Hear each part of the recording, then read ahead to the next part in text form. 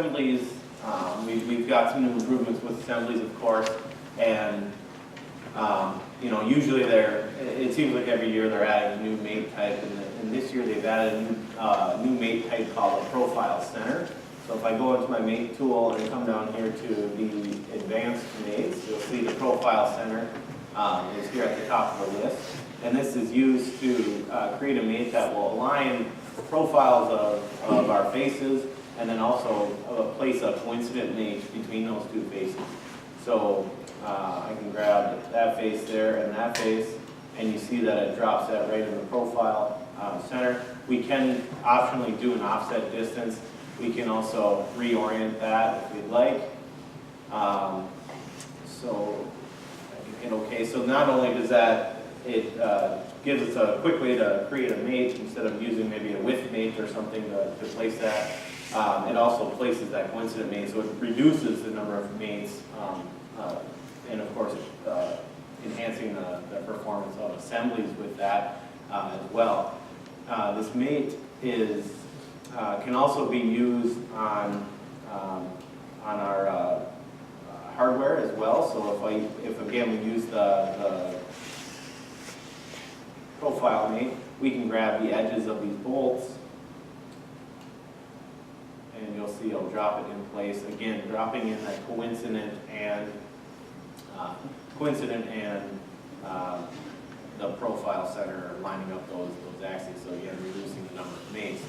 And we also have the ability to lock rotation, just like we could with our concentric mates. The other one here.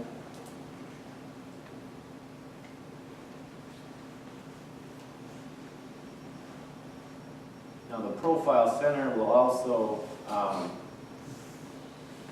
update when we update our geometry. So you see that this back face isn't aligned properly. So now if I come in here and just edit that dimension, say change that to 65, and then rebuild, you see that it fixes the profile center, or it keeps those two faces aligned. Okay. The width mate also has some improvements, giving us some more flexibility. So width mate, another nice mate type that we can use.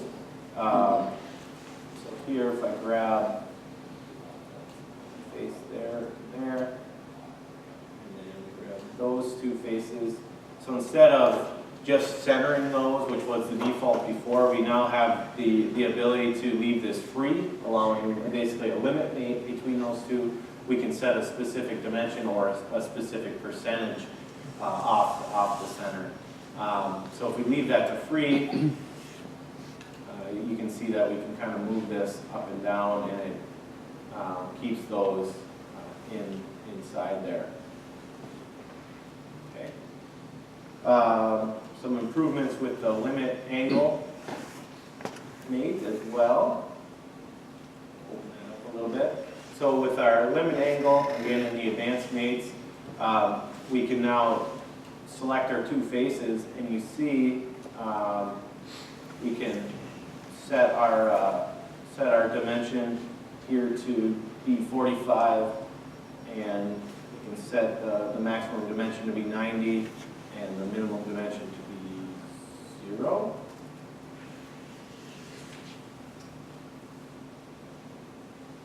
And we can also place a reference entity on this cylindrical face. So we have the options to change which angle we're defining here with this nice little quadrant here.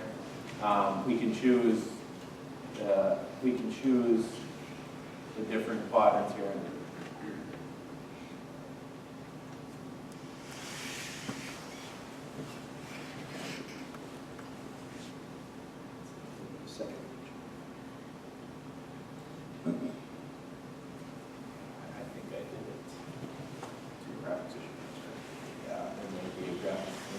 So anyone that tried the limit angle mate can just stop trying the limit angle mate, because that would flip on you. Should do that. Right, so we have the options to select this, the different quadrant we want to define. So that's the one we want to define. And we can also now edit our limits by simply double clicking on the mate. double clicking on the dimension itself, we can change the value here, change the limits if we'd like out on the screen rather than going into the mate itself. The move component had some improvements as well. You kind of notice when I was moving around that with the width mate, you see that this kind of turned around. That's a great example of where the move component can, the new feature they've added can really help you. So with the move component, we now have the option to temporarily fix a group or a part. So for example, we can fix this arm if we want, and then we simply click the resume drag, and you can see that only out here we can move those bodies. We can also group different things here and temporarily fix those as well. So now we only get that rotation. So whenever you have a lot of degrees of freedom, sometimes temporarily fixing or grouping things to move together allows us to more precisely move parts around.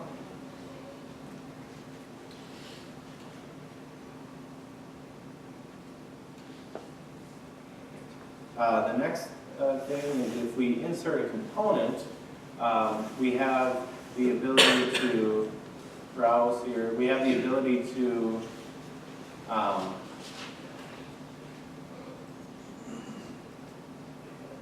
clamping knob here.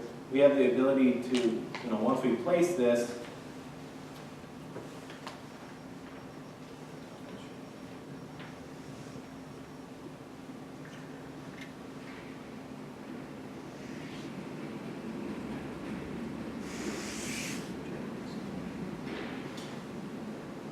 it's supposed to show.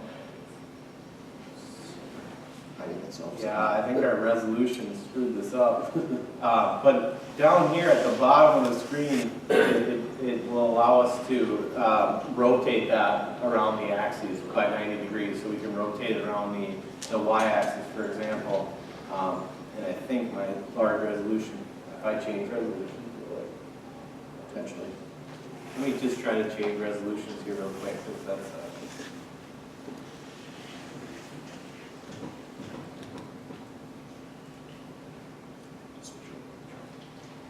Josh has it on his screen.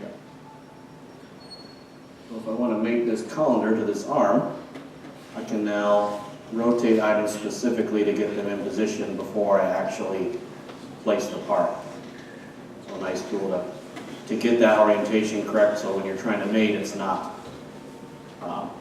flying all over the place to try and get the correct position. Okay, so then with this new knob here, we can simply use our quick mates to get this mated real quick. So it's something they added in 2013. You can grab that face, and then we can grab that face there and that face and make those tangent and drop those in. So now with our another new tool here is our interference detection. So whenever we have interferences in our assembly, you can sometimes get a long list of interferences, but now all the interferences will by default sort from largest to smallest. So you can see the largest interferences here. I can also right-click in that window and sort from smallest to largest if I want. And we also have the ability to right-click on any interference and say, ignore all smaller than that specific interference. So if I ignore, let's say 44, you'll see that 4 of those interferences go away. Okay, so we saw we had interference out here in this part. So I'm going to go ahead and open this up, and we'll just unsuppress the new board here, so we'll widen that hole where we saw the interference. Save that. Rebuild. And when I did that, you'll notice that some of our mates went into an error state. Okay, So the reason is because we had this mated concentric to the inside hole. When I unsuppressed that new feature, or that feature, that face that we use as our reference went away. So we can simply edit this mate. You can see the missing face is that inside cylinder. I can also do it to the outside if I like. And we can make that concentric. And then we get this new pop-up that says, do you want to replace all the other missing mate references that involve the same face that was missing? And if I say yes, I do, that actually fixes the other two that use that same face as a reference. Huge. Yeah, because sometimes, you know, you're going to get mate failures that, you know, could be 20 mates, and that could be a really quick improvement. We can also now make, when we have multiple instances of the same part, like we have it in this knob, we can now, instead of, we can now make independent of the other instances.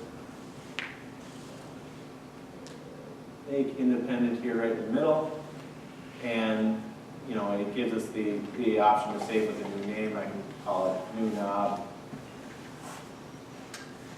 And then there, you see that even though it's the same part, it now is a new part file. So if we edit that, it's now independent from an additional part. So it's kind of like a save as at the assembly level.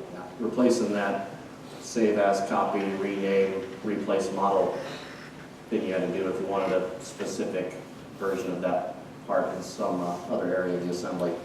I'm sorry for the question regarding. Yeah. Can you also do that at configuration level instead of generating new parts? It's just the part. It just makes a new part file. Yep. Yep. Another thing they've added is when we delete a component, we have the ability to delete child features or not. Okay. So if I'm deleting the child features, I can also go into the advanced window and select individual things to delete. So here you see all these mates would be deleted as well because we're deleting that bracket. So we'll go ahead and delete those as well, so we don't have any mates that are undefined. And then we can also do a copy with our mate references. So copy with mates. So if I need to add this arm here, the copy with mates now allows us to do the with mate in this command as well. So basically I just need to pick a new reference there, and then for my with mate, select there, and then we can, okay, and now this arm has that with mate, that is free again, and has that concentric mate